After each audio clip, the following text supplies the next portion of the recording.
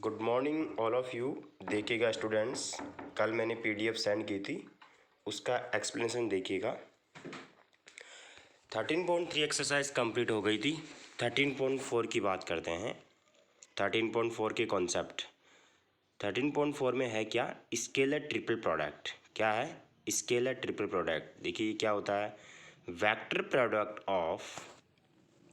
Product of any two vectors with scalar product of third vector is called scalar triple product. कहने का मतलब क्या हुआ, अगर आपके पास तीन वेक्टर है A B and C, then A dot B cross C. कहने का मतलब दो वेक्टर, स्केलर ट्रिपल प्रोडक्ट क्या होता है, ये दो वेक्टर है, इनका क्रॉस प्रोडक्ट तीसरे वेक्टर के साथ डॉट प्रोडक्ट है। दो वेक्टर का क्रॉस प्रोडक्ट तीसरे वेक्टर के साथ क्या है? डॉट प्रोडक्ट है। Is taken then scalar quantity is obtain, it is called scalar triple product. कहने का मतलब इन दोनों का क्रॉस प्रोडक्ट करवाएंगे तो आपको पता है क्रॉस प्रोडक्ट में वेक्टर क्वांटिटी आती है। क्या आती है? Vector quantity. उस वेक्टर का इस वेक्टर के साथ डॉट प्रोडक्ट करवाएंगे। आपको पता है डॉट प्रोडक्ट में क्या आती है? स्केलर क्वांटिटी आती है। कहने का मतलब आपने 13.2 एक्सरसाइज की थी, उसमें क्या पढ़ा था आपने? उसमें पढ़ा था आपने डॉट प्रोडक्ट। क्या पढ़ा था? Dot product. ठीक है, डॉट प्रोडक्ट में स्केलर क्वांटिटी आती थी। क्या पढ़ा था? Scalar quantity. ठीक है, फिर आपने 13.3 एक्सरसाइज में क्या पढ़ा? Cross product. क्या पढ़ा था आपने? Cross product. इसमें वेक्टर क्वांटिटी आती थी, वेक्टर क्वांटिटी। ठीक है, अब आप पढ़ रहे हैं स्केलर ट्रिपल प्रोडक्ट। स्केलर का मतलब नाम से ही स्पष्ट हो रहा है, ए डॉट बी क्रॉस सी। इसका मीनिंग क्या हुआ? इन दोनों का अपन क्रॉस प्रोडक्ट कराएंगे। क्रॉस प्रोडक्ट से क्या होता है? वेक्टर आता है, वेक्टर क्वांटिटी। अरे उसकी डायरेक्शन भी होती है, मैग्नीट्यूड भी। इस वेक्टर को अगर मैं किसी दूसरे वेक्टर के साथ डॉट प्रोडक्ट करवा दूं, क्या करवा दूं? डॉट प्रोडक्ट, तो आपको पता है फाइनल रिजल्ट इसका क्या आएगा? स्केलर आएगा। देखिए कैसे लिखते हैं, देखिएगा। It is written by this A dot B cross C. इसको देखिए ऐसे बड़े ब्रैकेट में ऐसे लिखते हुए, तीनों vector A vector B vector, थोड़ा खुला खुला स्टेप जगह छोड़ते हुए बीच में। देखो मैंने कैसे लिखा है, ए बी सी, बीच में गैप है और बड़े ब्रैकेट में क्लोज किया है। Result of scalar triple product will be scalar. देखिए इससे स्पष्ट हो रहा है कि क्या क्वांटिटी आएगी? स्केलर आएगी। अब देखिएगा आगे, ऐसे भी लिख सकते हैं। देखिए आपके पास तीन वेक्टर हैं, ए, ठीक है, बी, ठीक है, एंड सी।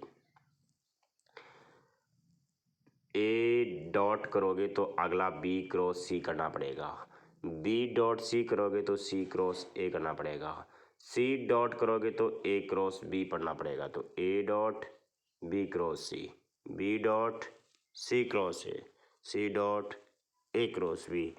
समझ में आ रहा है? साइकिल ऐसे होना चाहिए, कैसे? ए बी एंड सी, ऐसे राउंड ही होना चाहिए, ऐसी A B C, B C A, C A B. समझ में आ रहा है मैं क्या बोल रहा हूँ? कहने का मतलब साइकिल की फॉर्म में होना चाहिए, ए B C, A B C. अब बी पहले आ गया, देखो इसमें बी पहले आ गया तो कौन आएगा पहले? फिर बी के बाद में कौन? सी, वापस से सी पहले आ गया, सी के बाद में कौन आएगा? ए आएगा, बी आएगा। समझ में आ रहा है? देखो अब इसको कैसे लिखेंगे, इसको तो लिख देंगे ऐसे, इसको लिख देंगे ऐसे, और इसको लिखेंगे ऐसे, A B C, B C A, C A B. Cyclic order होना चाहिए। ठीक है, अब देखिएगा अगर मान लीजिए आपके पास ए वेक्टर ये है, बी वेक्टर ये है, सी वेक्टर, तो ए डॉट बी क्रॉस सी कैसे निकालते हैं? पहले ए के कंपोनेंट, फिर बी के कंपोनेंट, फिर सी के। इसको डिटरमिनेंट मेथड से सोल्व करते हैं। किससे करते हैं? डिटरमिनेंट मेथड से। आप जब इसको डिटरमिनेंट मेथड से सोल्व करोगे, देखिएगा इसकी वैल्यू कोई स्केलर क्वांटिटी आएगी। ठीक है। Properties of scalar triple product क्या मतलब हुआ? वही पहली है A dot B cross C. अगर मान लीजिए आपने ऐसे ही लिख दिया A cross B dot C, देखो इसको भी आप क्या लिखोगे? A B C. इसको भी क्या लिखोगे आप? A B and C, A B C and ये ए बी सी। समझ में आ रहा है? अब आगे आ जाओ। ये ए बी सी है, बी पहले आ गया। देखो A B C cyclic order होना चाहिए, इक्वल होते हैं। ए बी सी लिखा, अगर आपने ऑर्डर चेंज कर दिया, जैसे मान लो ए बी सी था और आपने बी ए सी कर दिया, बी के बाद ए नहीं आता, बी के बाद सी आएगा, ऐसे आपने कर दिया, बाहर क्या आएगा? नेगेटिव का साइन। ए के बाद यहाँ बी आना चाहिए था, लेकिन क्या आ गया? सी। क्या आएगा? नेगेटिव का साइन। अगर ऑर्डर थोड़ा चेंज कर दिया तो नेगेटिव का साइन आएगा। समझ में आ रहा मैं क्या बोल रहा हूँ? नेगेटिव आएगा या आएगा?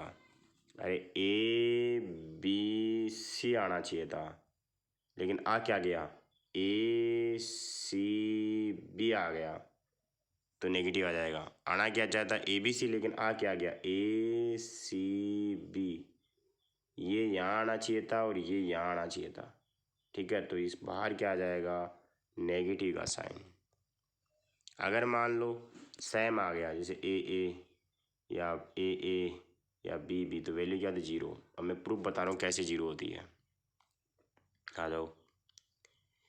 आपके पास ये है, ए की वैल्यू आपने ये लेट कर ली, बी की वैल्यू ये लेट कर ली।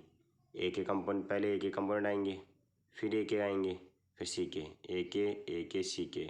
आपको पता है किसी भी डिटरमिनेंट में दो रो सेम होती है। किसी भी डिटरमिनेंट में जब दोनों रो, दो रो या दो से ज़्यादा रो सेम होती है, किसी भी डिटरमिनेंट में टू रो या टू मोर देन टू रो अगर सेम होती है, उस डिटरमिनेंट की वैल्यू क्या होती है? ज़ीरो। क्या होती है? ज़ीरो। तो यहाँ पे दो रो सेम, तो डिटरमिनेंट की वैल्यू क्या होगी? ज़ीरो। इसका मीनिंग तो ये हुआ कि अगर स्केलर ट्रिपल प्रोडक्ट में अगर सेम वेक्टर आ जाता है तो वैल्यू क्या होगी? अरे वैल्यू क्या होगी? जीरो। अब देखिए एक फॉर्मूला है वॉल्यूम ऑफ टेट्राहेड्रॉन।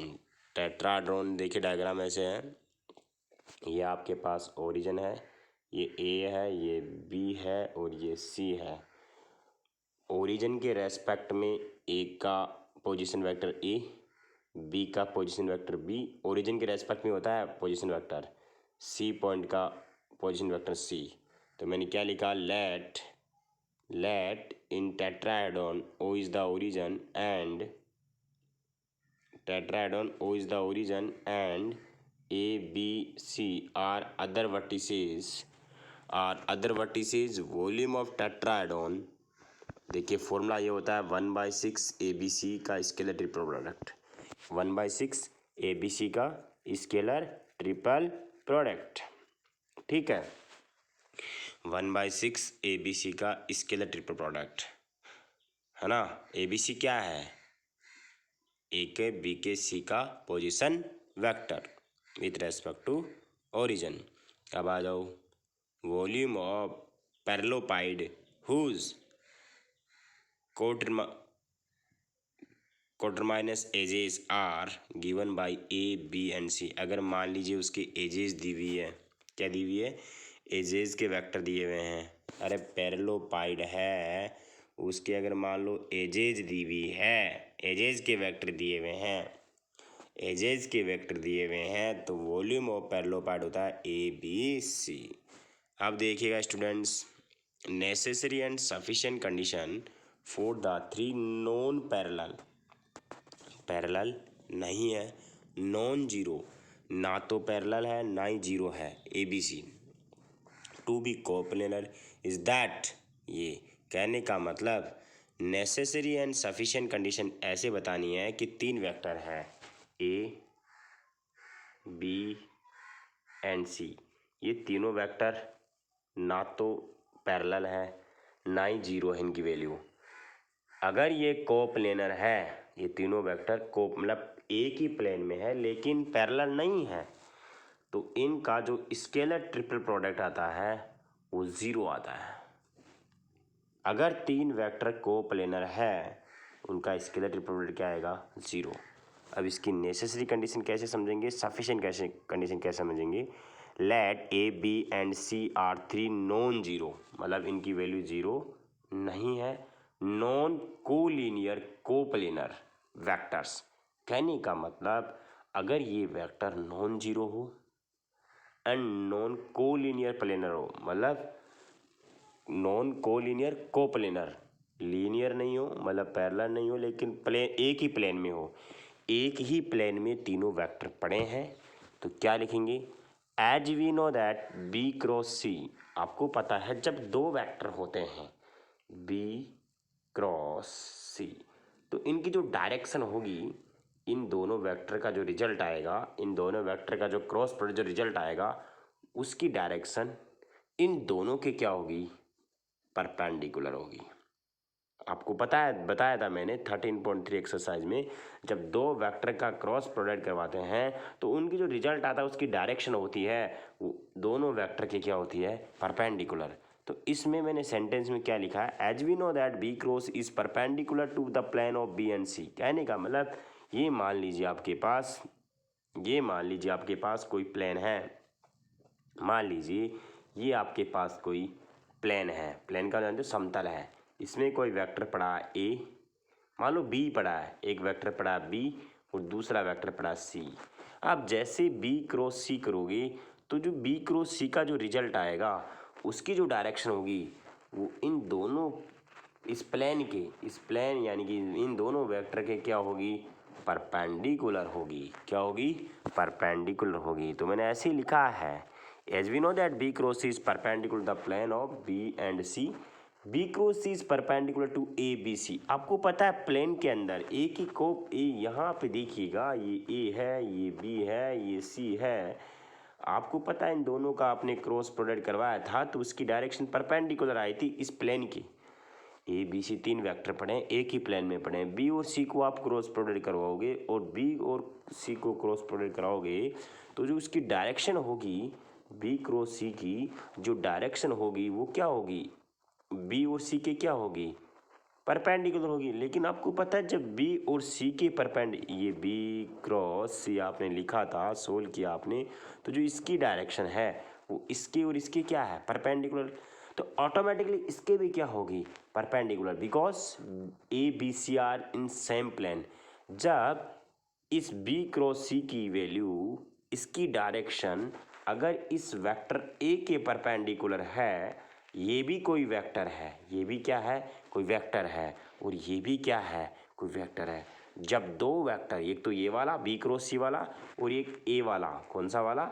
ए वाला, अगर ये दोनों वेक्टर परपेंडिकुलर है तो इनका डॉट प्रोडक्ट क्या आएगा? ज़ीरो। तो देखिएगा मैंने क्या लिखा, आपको पता है ये वाला और ये दोनों वेक्टर मिला के परपेंडिकुलर है तो वैल्यू क्या आएगी? ज़ीरो।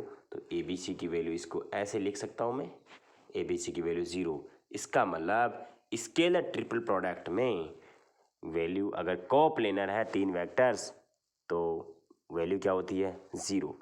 सफिशिएंट कंडीशन उल्टी हो जाएगी। अगर मान लीजिए ए बी सी की वैल्यू पहले से ज़ीरो है, देखिए नेसेसरी कंडीशन में उल्टा, अगर कोप्लेनर है तो scalar product will be zero. अगर ए बी सी जीरो है मतलब ये ज़ीरो है, इसका मतलब अगर ये ज़ीरो है इसका मीनिंग तो ये हुआ कि ये ए वेक्टर और ये बी क्रॉस सी वाला वेक्टर, मतलब ये पूरा, ये वाला पूरा, और ये A vector, B cross C और ए, मतलब ए वेक्टर और बी क्रॉस सी ये दोनों क्या होंगे? Perpendicular. But B cross C is perpendicular the plane of B and C. ठीक है, मतलब A perpendicular B cross C है और B cross C perpendicular plane of B and C, बिल्कुल सही बात है। A lies in the plane of, मतलब ए बी और सी के प्लेन में लाई करेगा तो ए बी सी क्या हो जाएंगे? कोप्लेनर, मतलब तीनों क्या हो जाएंगे? कोप्लेनर हो जाएंगे।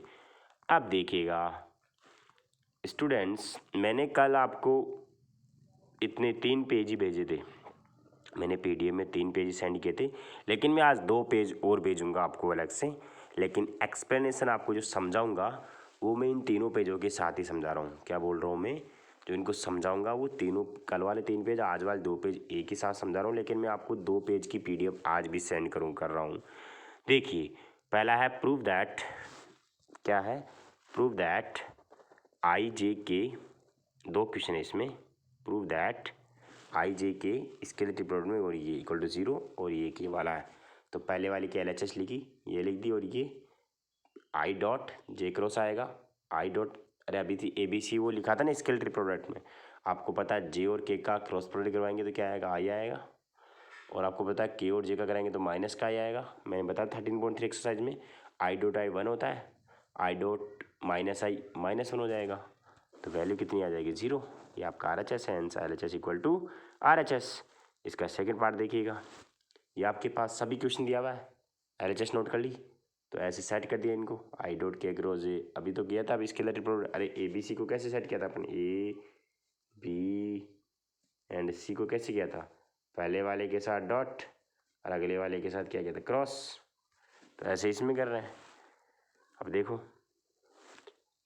जे क्रॉस क्या होगा, आई, के क्रॉस जे माइनस आई, जे क्रॉस 2i माइनस का 2k, ये 2 तो बाहर ले लिया, और जे और आई क्या होता है, जे और आई क्या होगा, माइनस का के, आई डॉट 1, 2 को 1 से 2, ऐसे आई डॉट 1 -1, ऐसे -2, सॉल्व करने के बाद क्या आएगा, -1 आएगा।